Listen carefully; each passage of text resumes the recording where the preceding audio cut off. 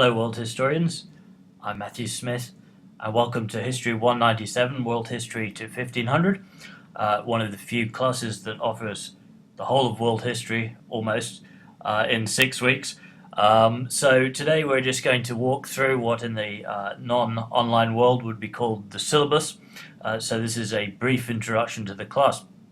One of the first things that you notice, I'm going to click here on Getting Started at the menu. And this is what in the those of you who are eagle-eyed might spot that the layout of the menu is somewhat different than the student version of this website that you have. So this is the instructor's online layout. Now you don't have to worry about that other than the fact that the links are very similar in their functionality. So I'm just going to explain a little bit about how the class works. If this is your first online class, you will certainly want to click onto the link entitled Online Essentials, and this might be valuable for everyone in any case. But it really does cover the basics of communicating in an online environment, which is not something that necessarily comes naturally. It's something that has to be learnt either by experience or through instruction. But this course is in many ways a traditional History 100 level introductory class. Those of you who may have taken such a class in the past, you will see a great many similarities as well as obvious differences in the media and the way that the class is structured through electronic media. But this is also a global Miami Plan course. So you're ticking 2 boxes there. You're getting your Miami Plan requirements. But on top of that, you're getting the global educational goal. And this is the syllabus that you can read through at your own pace. I would also recommend printing off a copy for your reference. But I just wanted to focus on this last sentence here, because it really focuses on what we're trying to do with this class. Obviously, we couldn't in a 6-week period cover every nook and corner of world history, different cultures, different places and societies, civilizations.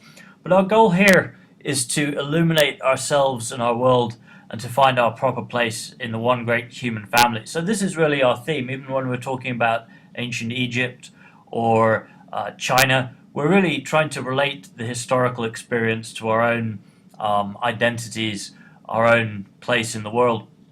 And this is where it fits into the learning requirements of the Global Miami Plan.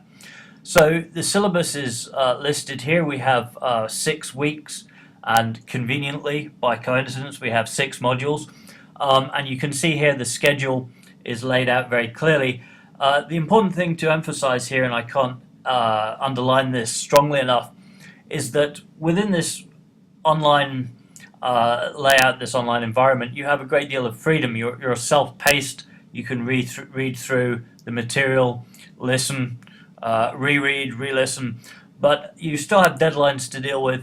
And this class is, because of the way it's structured, unforgiving in terms of falling behind. So don't allow yourself to get left behind. Make sure, for example, when you submit work, you don't wait until half an hour before the deadline before pressing send, because there's always the possibility, hopefully not the likelihood, of technological problems. So we'll talk a little bit more in this class about resources to deal with all contingencies.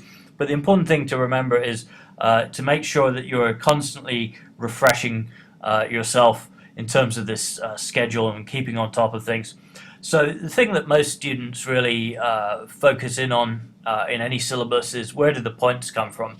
So we have here the assessment, which is 6 different sections, most of them weighted about the same. We have 2 exams, midterm, final exam.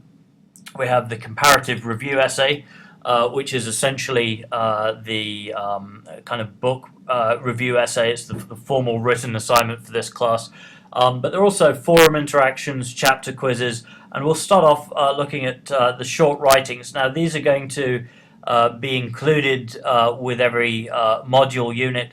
If if you scroll up to the top of the page, or if I scroll up rather, you'll see there's a link here, and I don't know how clear this is on the video, but this says online classroom. Now this is going to be rolled out throughout the course of the 6 weeks, and this includes all the assignments, all the essay guidelines, and the short writings are you'll submit 4 of these during the course of the class, and these are about 500 words each.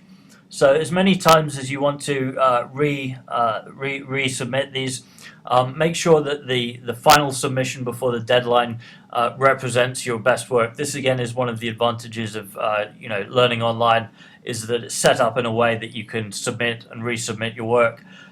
This is also true of the reading quizzes, the chapter quizzes, which is a way of assessing your obviously engagement with the text, but also as this kind of participation points that are built into the class. So because you can, and these are for every chapter you have a quiz essentially, and you can take these as many times as you want, and it will tell you the score. There's a tests and quizzes menu on the left side of this Nika page, and you study for this. There's a link to the online resource here, and you basically take the quiz as many times as you want to perfect your score. So hopefully most people should be getting near perfect scores on these chapter quizzes. But every time you resubmit them, the questions are randomized, so there's a little bit of a learning curve there. The formal written assignment for this class is a comparative review essay. It's basically a kind of comparative book review.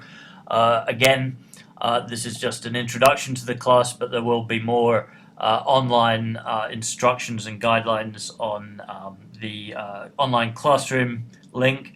And the other part of your grade is the forum interaction.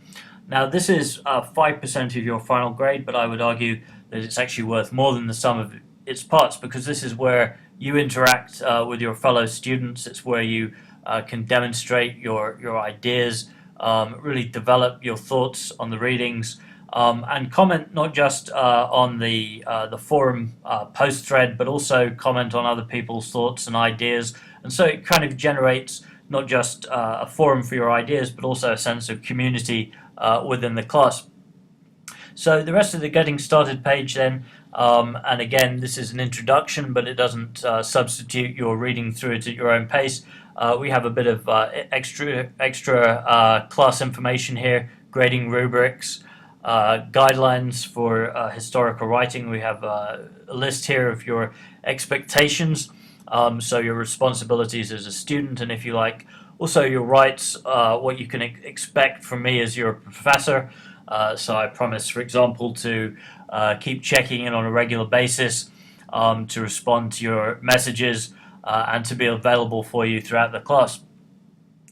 And finally, we have a resource here at the bottom which is described as Technology Success Plan. There's a link here to the regional technical support. But it is, again, I talked about leaving time in your schedule, budgeting your time. But it's also worth bearing in mind that whereas in the non-online world, we don't look for excuses such as the dog ate my homework. Even in the worst case scenario, if you spill coffee all over your laptop, which I'm sure we've all done or nearly done, there is still an expectation that you will be able to submit your work. So read through this, think about backup plans, think about if the worst happens. You are really expected to submit work on time, even bearing in mind the possibility of technological difficulties. So make sure that you're prepared for this class. It does require perhaps that little bit of extra element of organization that a face-to-face class might not. But otherwise, I think you will enjoy this class. I certainly am looking forward to teaching it, and hopefully I will get to know you all well before the 6 weeks is up. Thanks very much.